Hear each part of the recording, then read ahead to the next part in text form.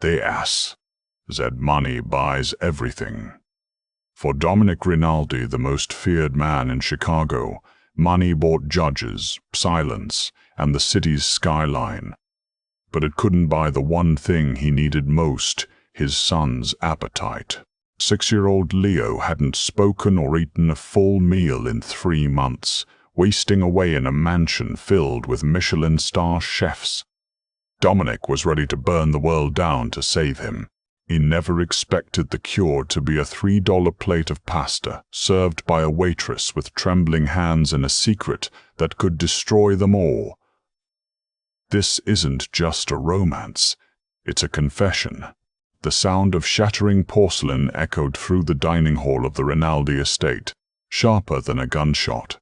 "Get it out." Dominic Rinaldi hissed, his voice low but vibrating with a violence that made the 3 chefs in the room flinch. "Get this garbage out of my sight." "Sir, this is Wagyu beef, seared to," one of the chefs, a man named Pierre who had trained in Paris, tried to stammer.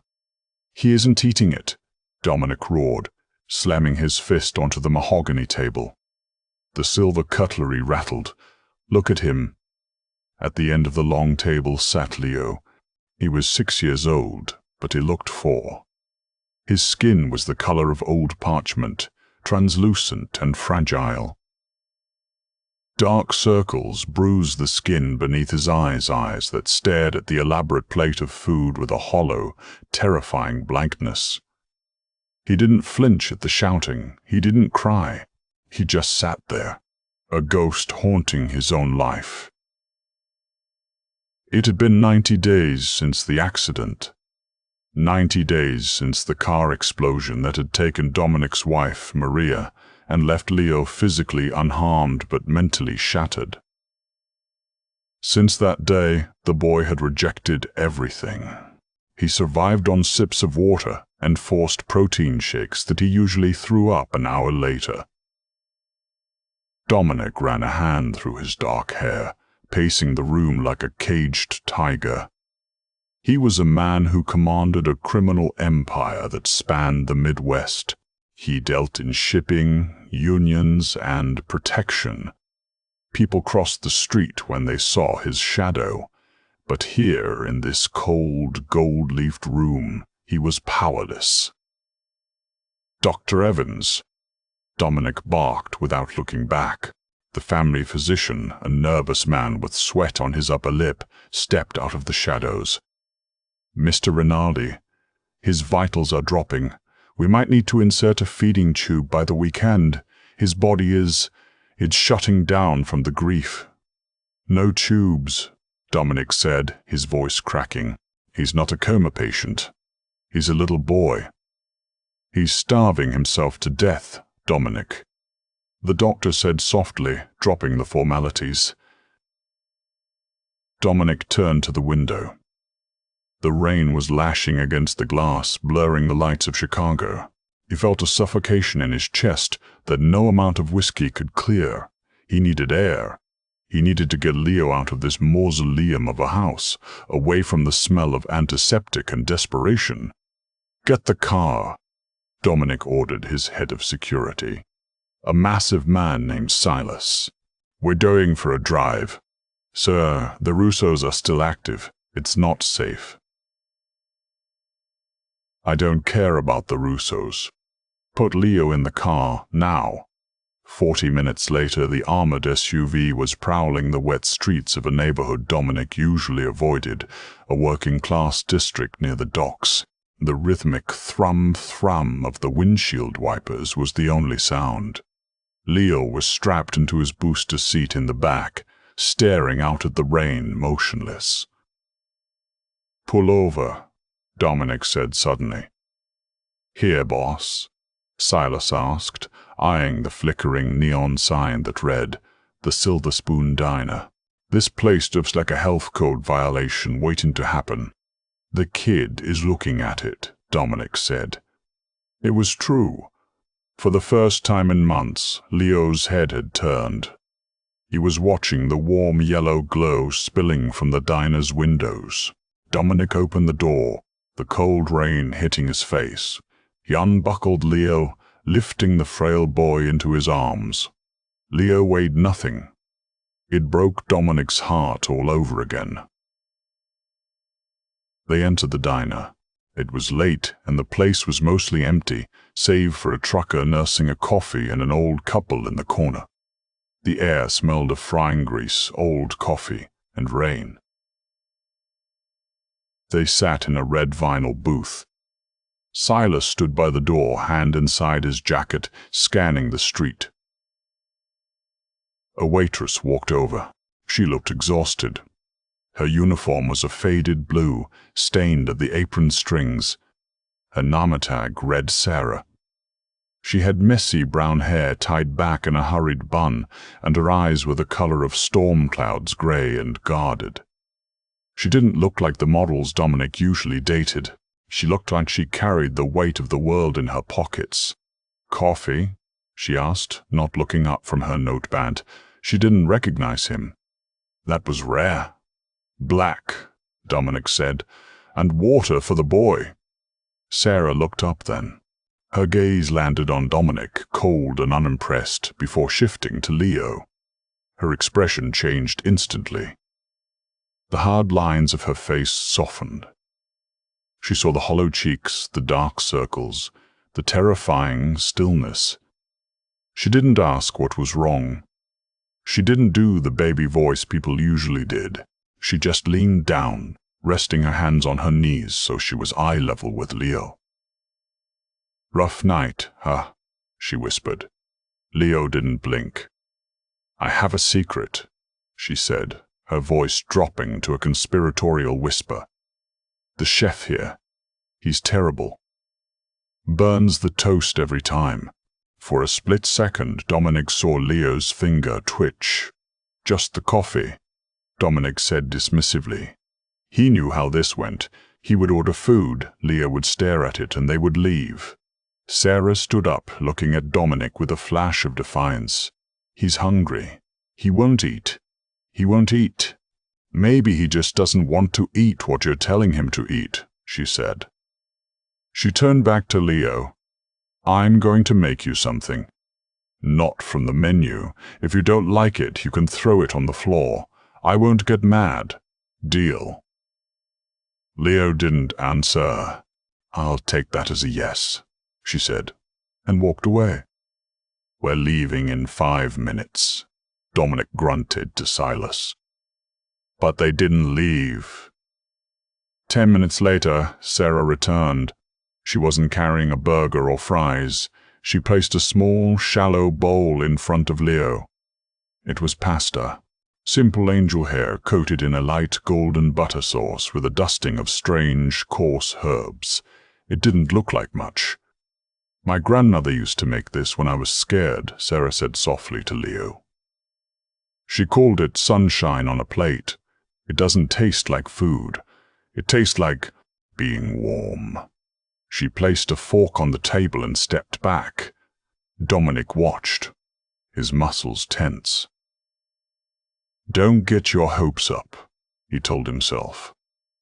He refused Kobe beef. He refused truffle risotto. He's not going to eat diner noodles. Leo looked at the steam rising from the bowl.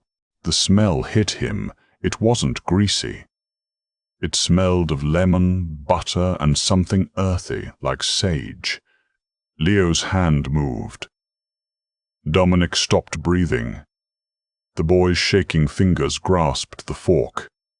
He looked at Sarah, who gave him a small, encouraging nod, not a smile, just a nod of solidarity.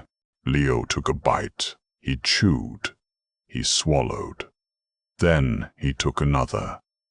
Dominic felt tears prick the back of his eyes, hot and sudden.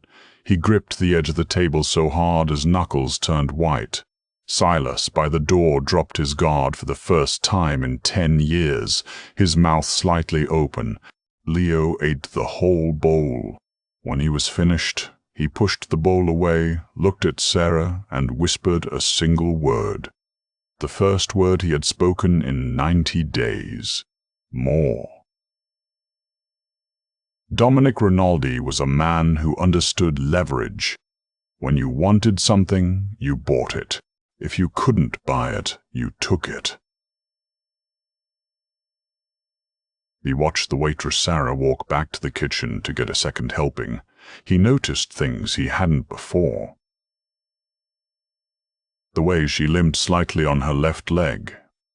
The bruise fading on her forearm, partially hidden by her sleeve. She was damaged goods, just like him, just like Leo. When she returned with the second bowl, Dominic stood up. He towered over her, his expensive Italian suit looking absurd against the cracked linoleum floor. "Who are you?" he asked. "Sarah Mitchell," she said, placing the bowl down. She didn't back away, though most people trembled when Dominic Rinaldi stood to his full height. "Is there a problem with the check, sir?" "Pack your things," Dominic said. Sarah blinked. "Excuse me?" "You're coming with us." She let out a dry, nervous laugh. "Look, buddy, I don't know who you think you are, but I have 3 hours left on my shift, and I'm not that kind of girl. So sit down, let the kid eat, and leave a good tip." Silas stepped forward, his hand twitching toward his jacket, but Dominic held up a hand. "I'm not hitting on you, Ms. Mitchell. I'm hiring you." Dominic reached into his jacket pocket and pulled out a money clip. He peeled off a stack of $100 bills, more money than Sarah likely made in 3 months, and dropped it on the table. "My son hasn't eaten in 90 days. Tonight, he ate your food. That makes you the most important person in my life." Sarah looked at the money, then at Leo, who was happily twirling pasta onto his fork. The fear in her eyes was warring with something else, desperation. "I can't," she said, her voice tight. "I have obligations. I can't just leave. Whatever debt you have, I'll pay it. Whoever you're running from, I'll handle them," Dominic said. His eyes narrowed. He saw the flinch when he mentioned running. "Gotcha.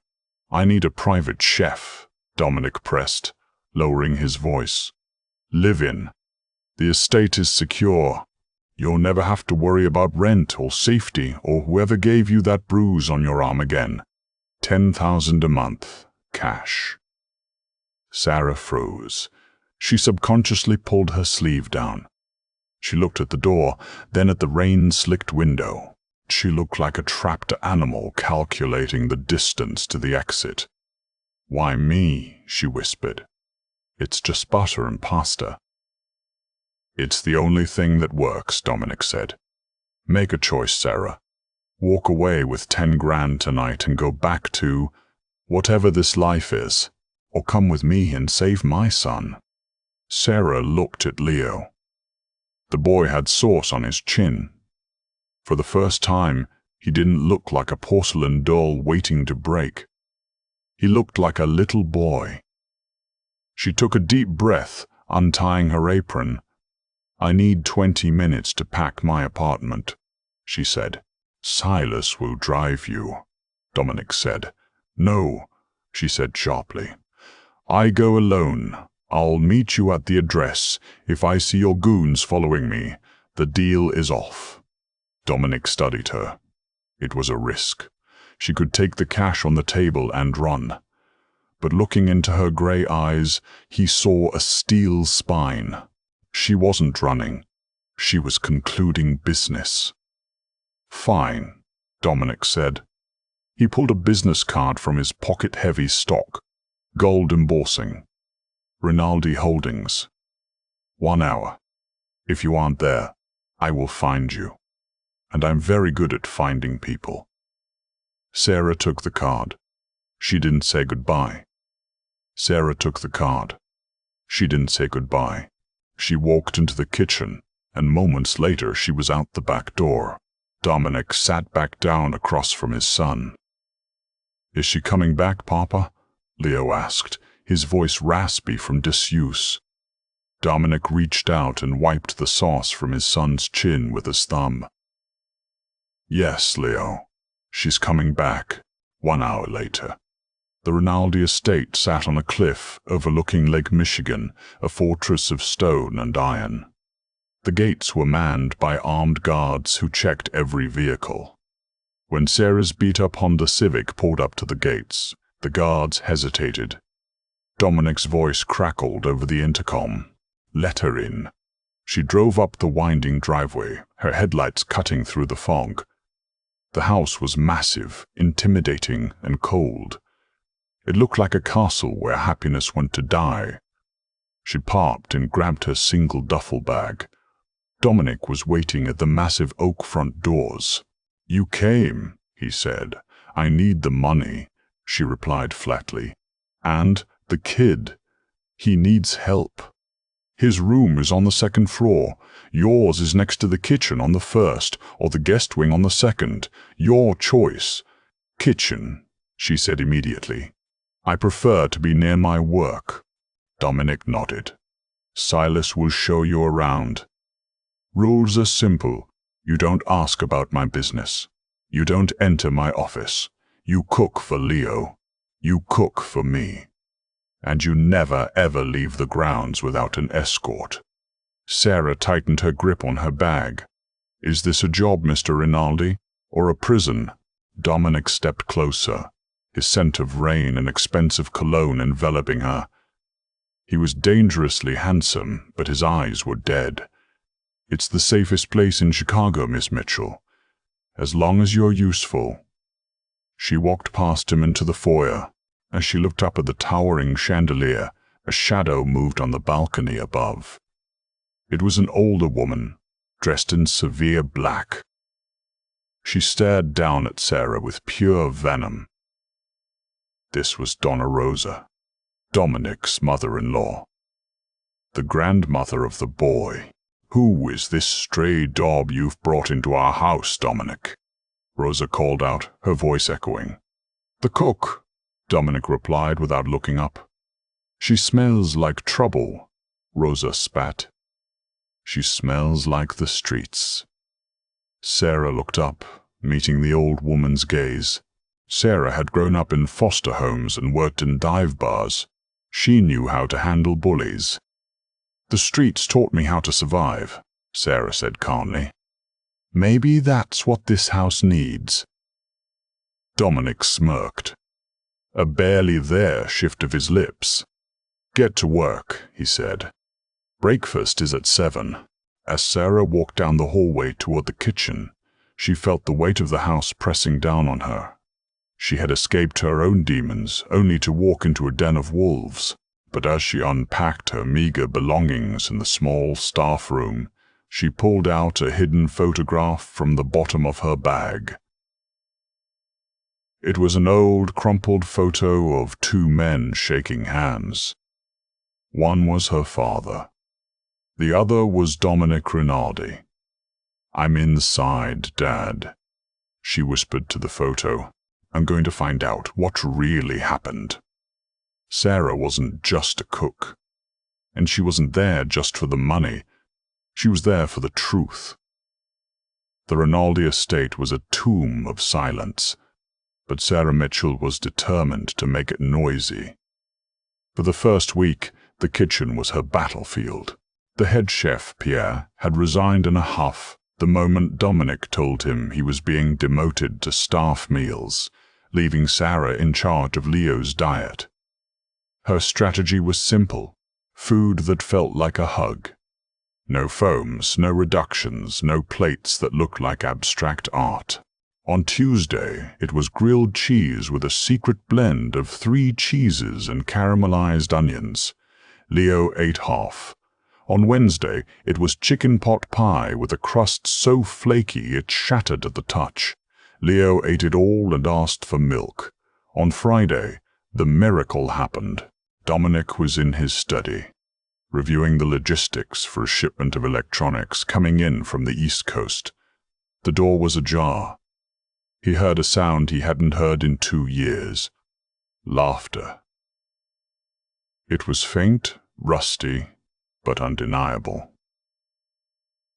Dominic froze, his pen hovering over the contract. He stood up and walked silently down the hall toward the kitchen. He leaned against the door frame, staying in the shadows. Leo was sitting on the counter, something strictly forbidden by the previous nanny covered in flour. Sarah was standing next to him, her face also dusted with white powder.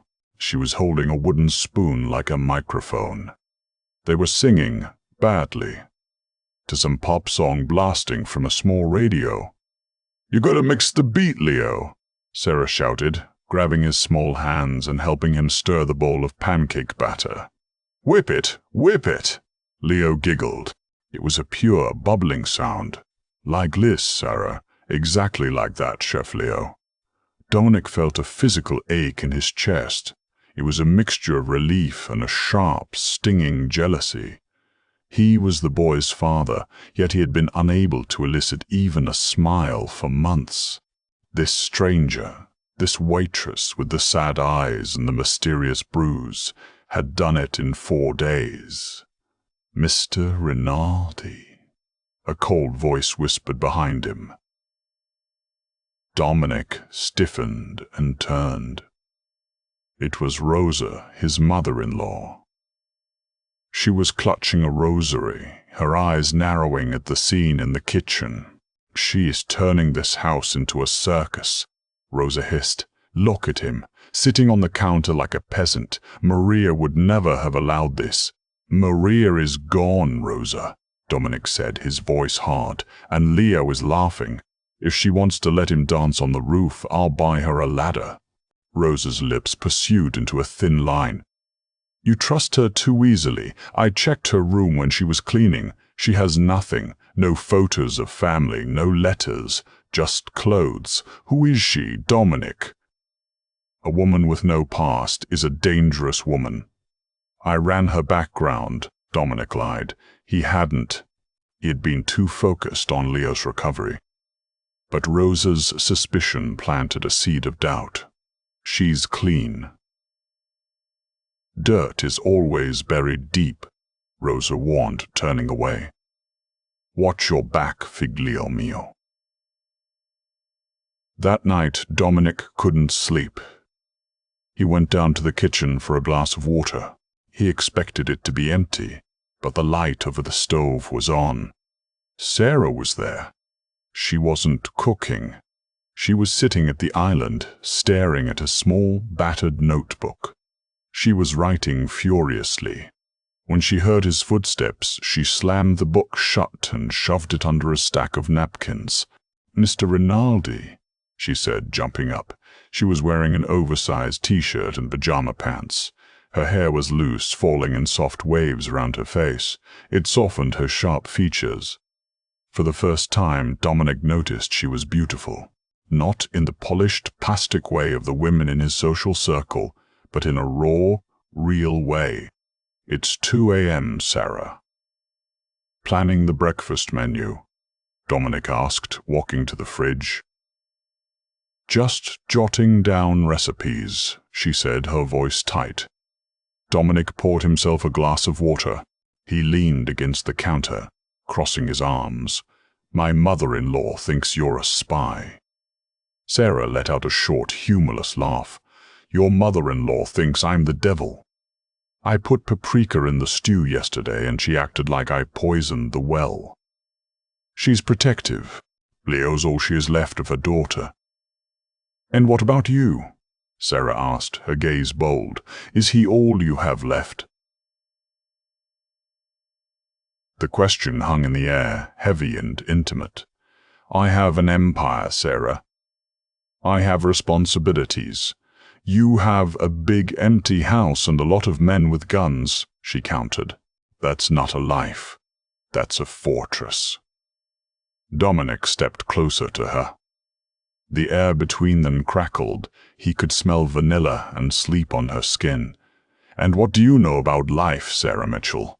You who showed up with one bag and a fake address." Sarah's eyes widened slightly. "You checked the address?" "I check everything. The apartment on 4th Street hasn't been rented in 6 months. You're a ghost." Dominic placed his hands on the counter, boxing her in. "Who are you really?" Sarah didn't flinch. She looked up at him, her grey eyes swirling with secrets. "I'm the woman who got your son to eat pancakes," she whispered. "Does the rest matter?" Dominic stared at her. He wanted to shake the truth out of her. He wanted to kiss her. The impulse shocked him. He pulled back, clearing his throat. "Keep doing your job," he said gruffly. "Keep doing your job," he said gruffly. "But don't think I'm not watching." He turned to leave. As he walked out, he heard her let out a long, shaky breath. When he got to his office, Dominic made a call. "Silas, it's me. I want a deep dive on Sarah Mitchell. Not just the surface check. Go back 10 years. Find out who her father was. I want to know everything." 2 weeks passed. Leo was gaining weight. The color had returned to his cheeks. He followed Sarah around the house like a duckling. "Papa! Papa!" Leo burst into Dominic's office one Saturday morning. Dominic looked up from his computer. "What is it, Leo?" "Sarah says we can make pizza. But we need pepperoni. The real kind. Can we go to the store, please?" Dominic hesitated. Leo hadn't left the estate since the night of the diner. The threat level from the Russo family was still elevated, though there had been no movement for a month. Dominic looked at Sarah, who was standing in the doorway, looking apologetic. "I can order it delivery, sir," she said. Dominic looked at his son's pleading face. "No, we'll go. I need to get out of this house anyway." "Yes." Leo pumped his fist. "Take the armored SUV," Dominic told Silas. 2 lead cars, 1 tail, full protocol. The Italian market was in a busy part of town, bustling with weekend shoppers. Dominic's security team secured the perimeter before they even stepped out. Silas stayed glued to Dominic's side. Sarah held Leo's hand. They moved through the aisles. For a moment, it felt normal. Dominic watched Sarah laughing with the old man at the deli counter, haggling over the price of prosciutto. She had a way with people a street charm that disarmed them. "You look happy," Sarah said, catching Dominic staring at her near the olive bar. "I'm alert," Dominic corrected. "There's a difference. You need to relax. Your jaw is ticking. You're going to crack a molar." She handed him a piece of cheese. "Here, eat. It's good for the soul." Dominic took the cheese. "Here, eat. It's good for the soul." Dominic took the cheese, his fingers brushing hers. A spark of electricity shot up his arm. He held a gaze for a second too long. Crack. The sound was unmistakable. A high-velocity round, shattering glass. The jar of olives next to Dominic's head exploded. "Done!" Dominic roared, tackling Sarah and Leo to the ground. Track. Crack, crack. Chaos erupted. Screams filled the market. Shoppers scrambled over each other. "Ambush!" Silas yelled into his radio, drawing his weapon. "Shooters at the north entrance, 3 of them." Dominic covered Leo with his body, dragging him behind a heavy display of olive oil cans. "Sarah, stay down!" But Sarah wasn't cowering. As Dominic peeked over the counter to return fire, he saw one of the attackers, a man in a ski mask, flanking them from the bakery aisle. Silas was occupied with the front door. The gunman raised his weapon, aiming directly at Dominic's exposed back. "Dominic, behind you!" Sarah screamed. But she didn't just scream. Sarah grabbed a heavy glass bottle of balsamic vinegar from the shelf. With a movement that was too fast, too precise for a waitress, she hurled it. The bottle struck the gunman square in the face, shattering his goggles and blinding him for a split second. Ideally, that second was enough. But then Sarah did something that made Dominic's blood run cold. As the gunman staggered, dropping his pistol, Sarah didn't run away. She dove forward, sliding across the floor. She scooped up the fallen 9mm pistol. She didn't hold it like a civilian. She didn't fumble. She gripped it with two hands, stance wide, elbows locked. Bang, bang, 2 shots. Double tap. Center mass. The gunman crumpled to the floor. Dominic stared at her, frozen. The market was silent now, save for the wail of distant sirens. Silas and the team had neutralized the other threats. Sarah stood there, breathing hard, the gun still raised, scanning the room. Her eyes weren't fearful. They were cold, calculated. She lowered the gun slowly, realizing Dominic was watching her. The mask of the clumsy sweet waitress slipped back into place, but it was too late. Sarah. Leo whimpered from the floor. Sarah dropped the gun as if it were burning hot.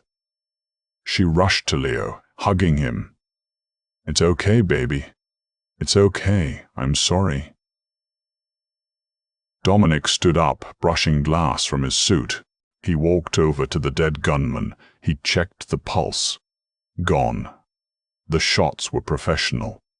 Heart and lung. He looked at Sarah. She was trembling now, holding Leo, playing the part of the terrified victim. But Dominic knew what he had seen. Waitresses don't know how to clear a jam. Waitresses don't know the double-tap drill. "Silas," Dominic said, his voice deadly calm. "Get the car. We're going home." "Boss, are you hit?" "No. But we have a situation." He walked over to Sarah. He didn't offer a hand to help her up. He just stared down at her. "Who taught you to shoot like that?" Sarah looked up. The fear in her eyes was real now, but it wasn't fear of the gunman, it was fear of him. "My ex-boyfriend," she lied. "He was a cop. He took me to the range." "A cop," Dominic repeated. He leaned in close, his voice a dangerous whisper. "You better hope that's true, Sarah. Because if I find out you're working for the Russos, I won't kill you. I'll make you wish you died in this market." He grabbed Leo's hand. "Let's go." As they walked back to the armored car, the adrenaline began to fade, replaced by a darker realization. Sarah Mitchell had saved his life, but she was also the biggest threat in his house. Back at the estate, the atmosphere was suffocating. Dominic ordered a total lockdown. He sent Leo to his room with Rosa, who was weeping and praying. He dragged Sarah into his office and locked the door. "Strip," he said. Sarah gasped, backing against the bookshelf. "What? I need to see if you're wearing a wire, or a tattoo, or anything that tells me who you really are." "I saved your son," Sarah shouted, tears streaming down her face. "I saved you, son," Sarah shouted, tears streaming down her face. "I saved you." "You executed a man with military precision," Dominic roared back. He slammed his hand against the wall next to her head. "Who sent you? Is it the feds, the Russos, the cartel? Nobody sent me." "Leah." Dominic grabbed her arm to pull her away from the wall, but his hand caught on her sleeve. The fabric tore. He froze. On her inner bicep, where she had been hiding the bruise, there wasn't just a bruise. There was a scar. A burn mark. It was old, but the shape was distinct. It was a brand. A small, jagged circle with a line through it. Dominic let go of her arm, stumbling back as if he had been burned. He knew that mark. He hadn't seen it in 20 years, not since he was a teenager running packages for his father. "That mark," Dominic whispered. That's the insignia of the Almerta Brotherhood.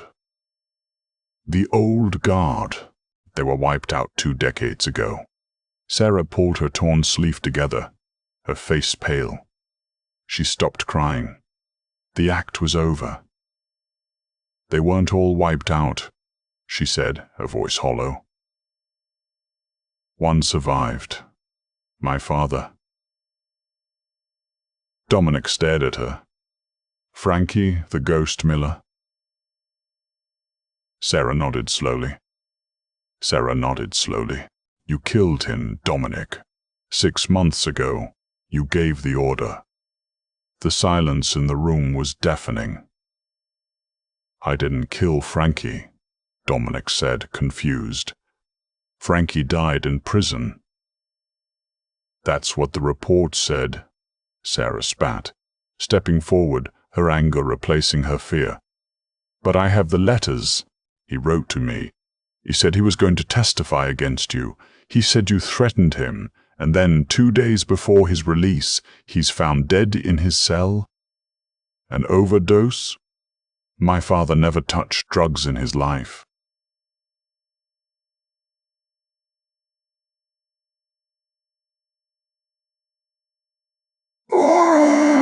She reached into a pocket, not the apron but her jeans, and pulled out the crumpled photo of her father and Dominic. She threw it at his chest. I came here to find the proof, she confessed. I came here to kill you, Dominic Rinaldi. I was going to poison you slowly. That's why I took over the kitchen. Dominic looked at the photo. Then he looked at Sarah, the woman who had made his son laugh, the woman who had just saved his life in the market. So why didn't you? Dominic asked softly. You've had 2 weeks. You've served me coffee every morning. Why am I still breathing? Sarah looked down, her shoulders sagging. Because of Leo, she whispered. I couldn't leave him alone. And because I watched you with him.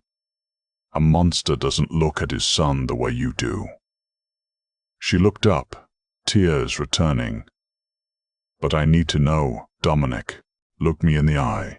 Did you kill my father? Dominic held her gaze. He didn't blink. No, he said firmly. I respected Frankie. He taught me how to drive when I was 15. If he was going to testify, it wasn't against me. If he was going to testify, it wasn't against me. It was against someone else. Dominic's mind raced.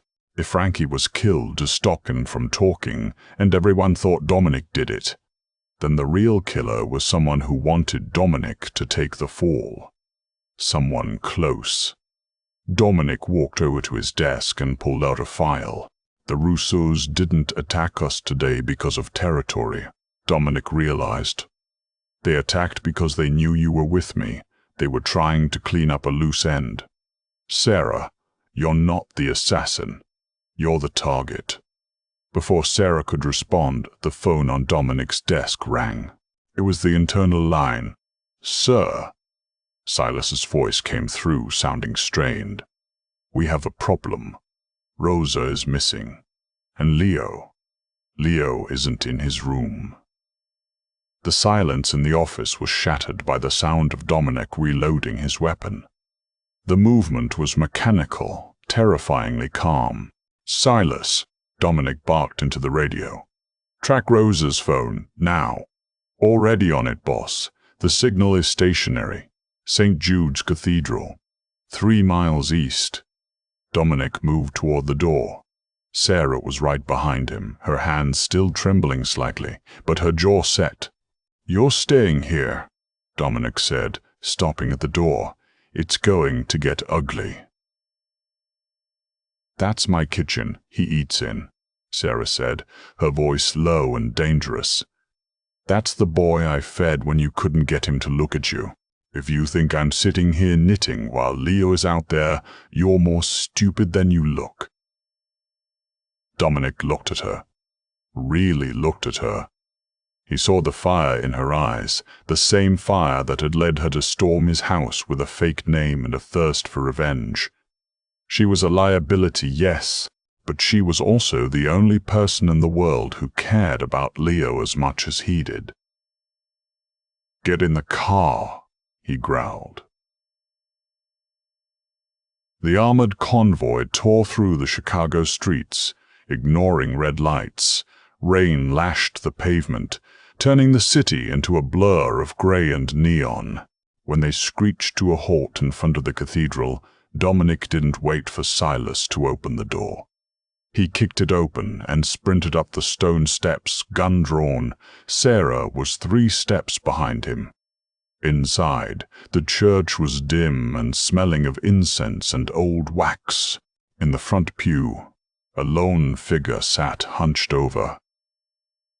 It was Rosa. She was alone.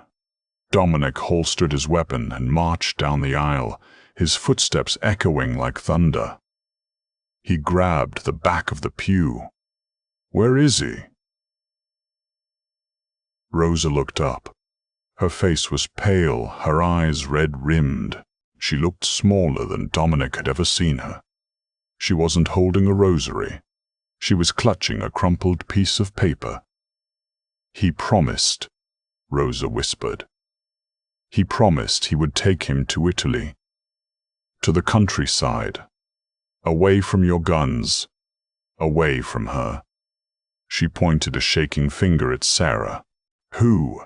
Dominic grabbed her shoulders, shaking her. "Who did you give my son to?" "Victor," Rosa sobbed. "Your consigliere. He said you were losing your mind. He said you were obsessed with this waitress. He said the only way to save the family, to save Leo, was to take him away until you were handled." Dominic went cold. Victor. The man who had stood beside him at his wedding. The man who managed the books. The man Sarah's father had supposedly threatened. It all clicked into place. The missing money Frankie Miller had found. The sudden suicide of Frankie in prison. The attempts on Dominic's life. It wasn't the Russos starting a war. It was Victor selling out the Rinaldi empire piece by piece and cleaning up anyone who noticed. "He didn't take him to the airport, did he?" Sarah asked softly, stepping forward. Rosa looked at Sarah, her eyes wide with a dawning horror. He said the private jet leaves at 4 p.m. "Victor doesn't have a jet," Dominic said, his voice sounding dead. "He has a deal with the Russians. He didn't send Leo to Italy, Rosa. He sold him as insurance." Rosa let out a wail that shook the stained glass windows. She collapsed onto the floor, clawing at Dominic's legs. "Bring him back! Dominic, bring my grandson back!" Dominic pulled away from her. He looked at Silas. "Find Victor. He'll be at the old shipping yards. That's where he meets the Russian contacts." "Dominic," Sarah said, grabbing his arm, "if Victor has him and he knows you're coming, he'll use Leo as a shield." "Then I'll walk through him," Dominic said. "No," Sarah said. She reached into her pocket and pulled out her phone. "You go in the front door, you start a war, and Leo gets caught in the crossfire. You need a distraction. You need a way in that they don't expect. And you have one." "I worked at the shipping yards," Sarah said, "before the diner. I was a night shift dispatcher. I know the tunnels under the warehouses. I know how to get in without tripping the alarms." Dominic stared at her. Every time he thought he knew the depth of her, she revealed another layer. Waitress, assassin, dispatcher, savior. "Show me," Dominic said. The shipping yard was a graveyard of rusted metal and shipping containers stacked like forgotten monoliths. The rain had turned to a cold mist, shrouding the area in fog. Victor's men were everywhere. Patrols with automatic rifles circled the perimeter of Warehouse 4. Dominic, Silas, and Sarah lay prone on a ridge overlooking the yard. "There," Sarah whispered, pointing to a grate half buried in mud near the waterline. "That's the drainage intake. It comes up right in the center of the floor, under the main conveyor belt. It's tight, but we can fit." "Silas," Dominic commanded, "take the team to the main gate. On my signal, you hit them with everything you have. I want them looking at you, not the floor." "Understood, boss. Give 'em hell." "Understood, boss. Give 'em hell." Dominic looked at Sarah. "You stay here." "Not a chance," she hissed. "You don't know the layout inside. You'll take a wrong turn and end up in the boiler room. I'm guiding you." Dominic wanted to argue. He wanted to lock her in the car where she was safe. But he saw the set of her jaw. She was fighting for Leo just as hard as he was. "Stay behind me," he said. "If things go wrong, you run. You don't look back. You run." "Let's go get our boy," she said. The tunnel was a nightmare. Dark, smelling of sewage and rot, with water up to their knees. Rats skittered along the pipes overhead. They moved in silence. The only light coming from the small tactical flashlight mounted on Dominic's gun. After 20 minutes of trudging through the sludge, Sarah stopped. She pointed up at a rusted hatch. "We're under the main floor," she mouthed. Above them they could hear voices. Heavy boots walking on metal grating. "Wait for the signal," Dominic whispered. Boom!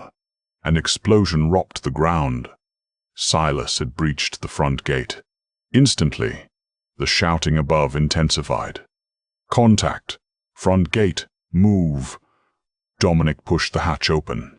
He climbed out, pulling Sarah up after him.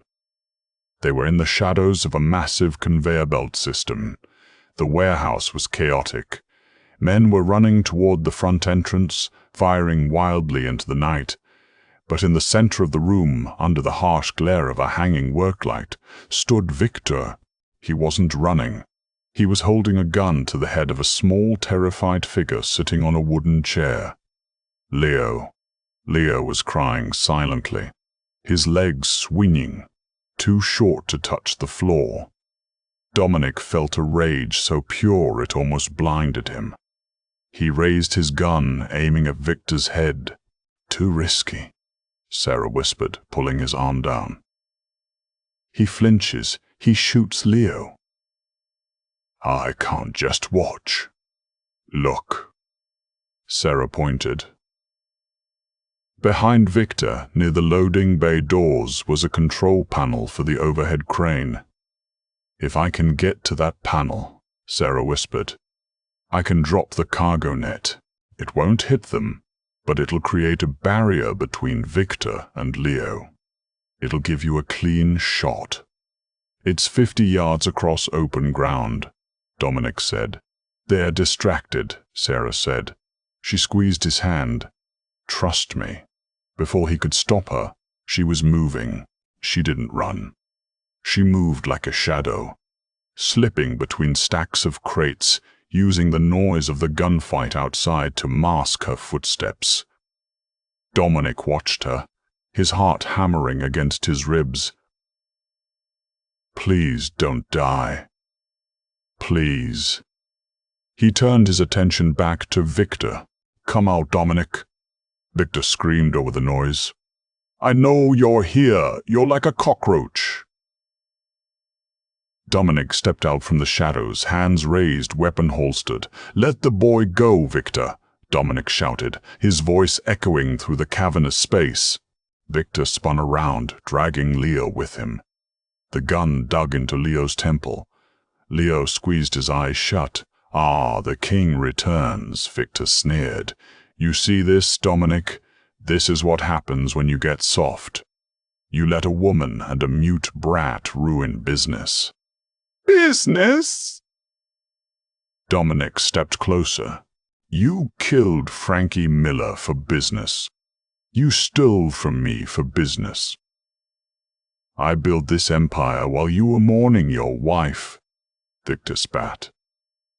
"I deserve it." And now I'm going to trade the air for safe passage. The Russians are paying double what you pay me. You're not leaving here, Victor. Neither are you. Victor cocked the hammer of the gun. Dominic's eyes flicked to the left. He saw Sarah reach the panel. She looked at him. He gave a barely perceptible nod. She slammed her hand onto the release lever. Clang W gauche. Above them, a massive steel claw holding a net of wooden pallets released its brake. It didn't drop the pallets, but the heavy chain swung down with terrifying speed, smashing into the concrete floor between Victor and Leo. The impact knocked Victor backward.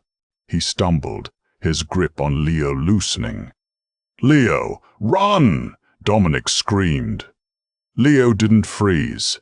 He scrambled off the chair, ducking under the swinging chain. Victor recovered, raising his gun to shoot the fleeing boy. Dominic didn't hesitate. He drew and fired in one fluid motion. Bang! The bullet hit Victor's shoulder. He spun around, screaming, dropping his gun.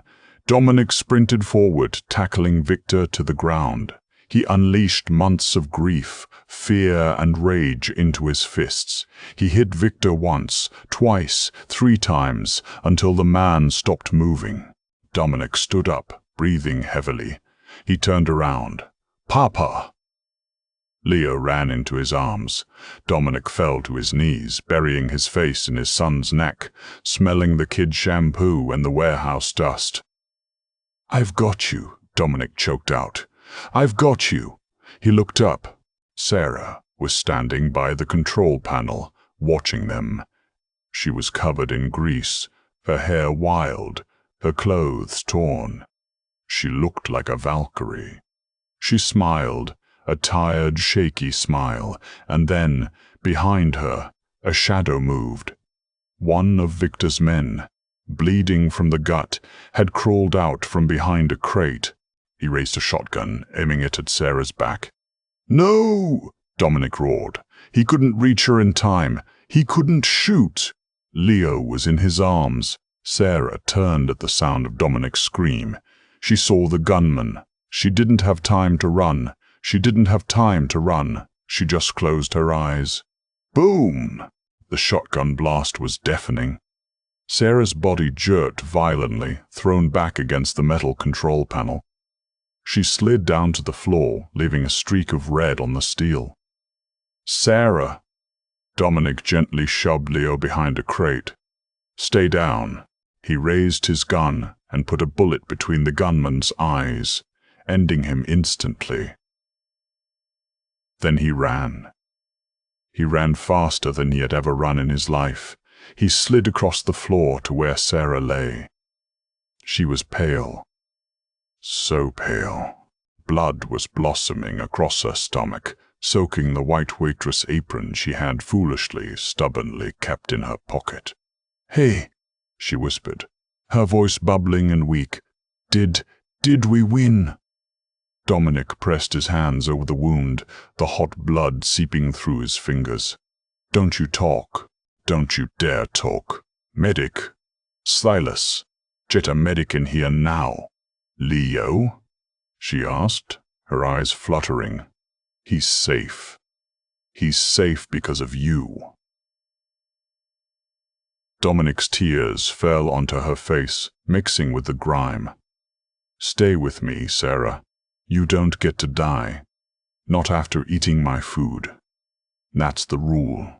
She tried to laugh, but it came out as a cough of blood. "Bossy. To the end." Her hand, cold and trembling, reached up to touch his cheek. Tell him to eat his vegetables." Her hand dropped. Her eyes drifted shut. "Sarah? Sarah."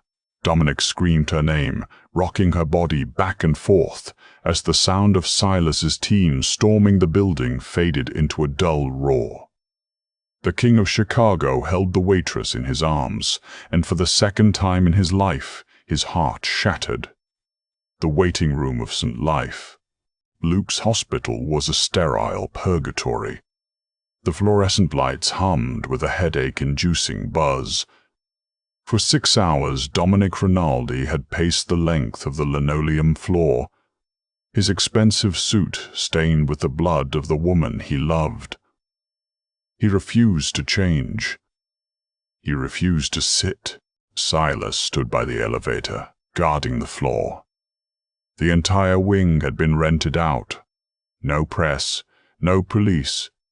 Just the Rinaldi family and the best trauma surgeons money could buy. In the corner sat Rosa. The matriarch looked like a statue of grief. She was holding Leo, who had finally fallen asleep in her lap, touching a small plastic spatula he had taken from his toy set. "Dominic," Rosa whispered, her voice cracking. "Sit down. You are frightening the nurses." Dominic stopped.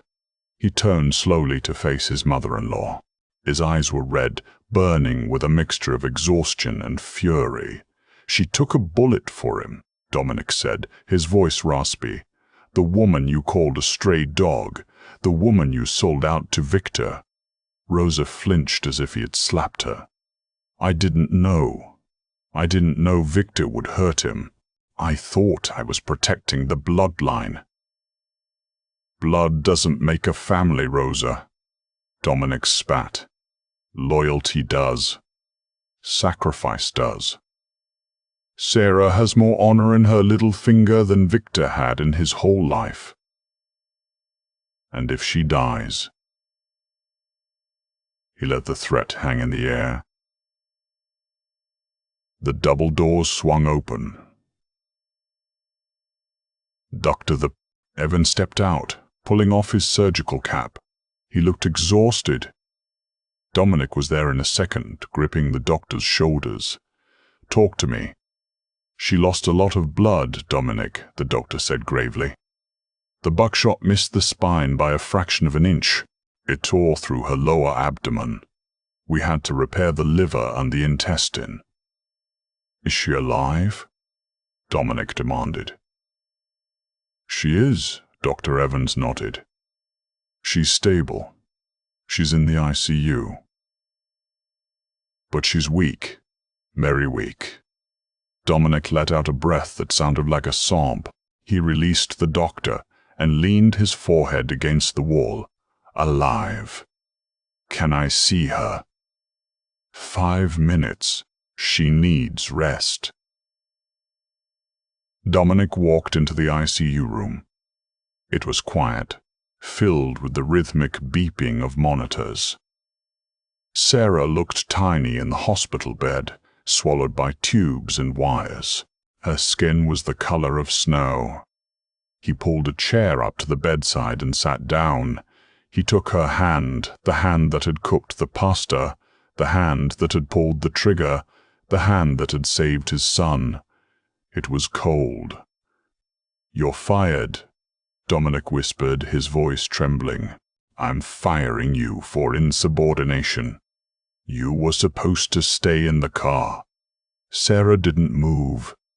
"You have to wake up," he pleaded, pressing her hand to his lips. "Leo is asking for pancakes. I don't know how to make them. I'll burn the house down. You have to wake up and tell me I'm an idiot." For 3 days she slept. For 3 days Dominic didn't leave the room. On the 4th morning, the sun was streaming through the blinds.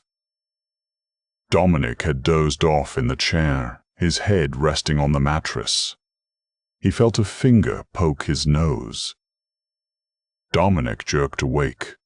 He looked up. Sarah was watching him. Her eyes were groggy, heavily medicated but open. A small, weak smile played on her lips. "You snore," she rasped. Dominic stared at her for a second, terrified it was a dream. Then he let out a laugh, a loud, joyous sound that made the nurse outside jump. "I do not snore," he argued, leaning in close. "I breathe with authority." "You look terrible, boss," she whispered. Go shower. Not until you promise not to die on me." "I can't die," she said, her eyes drifting to the window. "I haven't gotten my paycheck yet." Dominic's expression softened. He reached into his pocket and pulled out a folded piece of paper. It wasn't a check. It was a deed. "I bought the diner," he said. "The silver spoon. It's yours. I put it in your name this morning." Sarah's eyes widened. "Dominic, I can't." "And," he continued, interrupting her, "I burned the file on your father. I don't care who he was.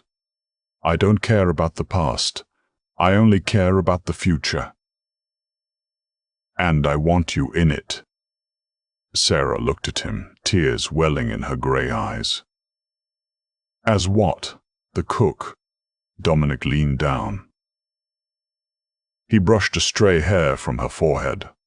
"No, as the only person in the world who dared to tell the Mafia Boss's son to eat his vegetables. As my partner, if you'll have us." Sarah reached up, wincing slightly, and cupped his face. "You're a lot of trouble, Rinaldi." "I'm rich trouble," he countered. "Kiss me, and I might consider the offer." Dominic didn't hesitate. He kissed her, gentle and reverent, sealing a contract that had nothing to do with business and everything to do with survival. 3 months later, the Rinaldi estate had changed. The heavy velvet curtains were pulled back, letting sunlight flood the rooms. The silence that had once haunted the halls was replaced by the sound of running footsteps and barking. Leo had finally gotten the puppy he wanted. In the kitchen, the air smelled of basil, garlic, and roasting tomatoes. Sarah stood at the stove, humming. She moved a little slower now, a slight stiffness in her side when it rained, but her hands were steady. "Is it ready yet?" Leo asked, bouncing on his heels. He looked healthy, his cheeks round and rosy. "Patience, little wolf," Sarah teased. Dominic walked in. He wasn't wearing a suit. He was wearing jeans and a black t-shirt. He walked up behind Sarah and wrapped his arms around her waist, resting his chin on her shoulder. "It smells like heaven," he murmured. "It's just pasta," she said, leaning back into him. "It's not just pasta," Dominic corrected. "It's the reason I'm alive." He kissed her neck, then turned to his son. "Leo, go wash your hands. Grandma Rosa is here. Grandma Rosa is here." Leo ran off. Rosa walked into the kitchen. She looked stiff, uncomfortable. She and Sarah still had a long way to go, but she was trying.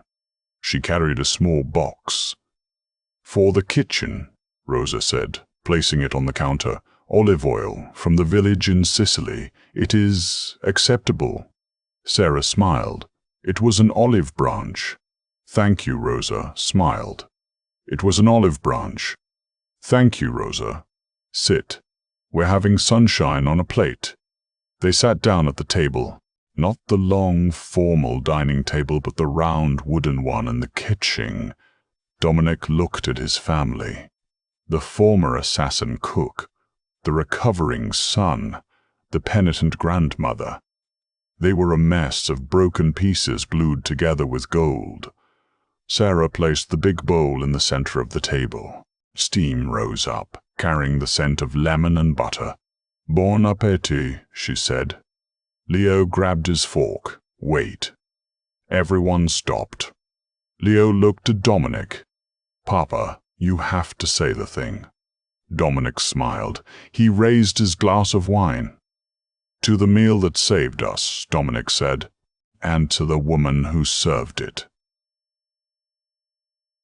They clinked glasses, and as they ate, laughing and passing the bread, Dominic Rinaldi realized that for the first time in his life, he wasn't hungry anymore. He was full. What an emotional roller coaster, from the chilling silence of a starving boy to the explosive showdown in the warehouse, Dominic and Sarah's journey proves that sometimes the most dangerous weapon isn't a gun, it's a home-cooked meal served with love. Sarah didn't just feed Leo's body. She fed Dominic's soul and healed a broken family. If this story touched your heart, please give this video a big thumbs up. It really helps the channel grow. What do you think? Should Dominic have forgiven Rosa so easily? Let me know your thoughts in the comments below. And don't forget to subscribe and hit that notification bell so you never miss a new story. Thanks for watching, and I'll see you in the next one. Ave. Noku. Moku. No. Mo. A. Mok. Mo. No.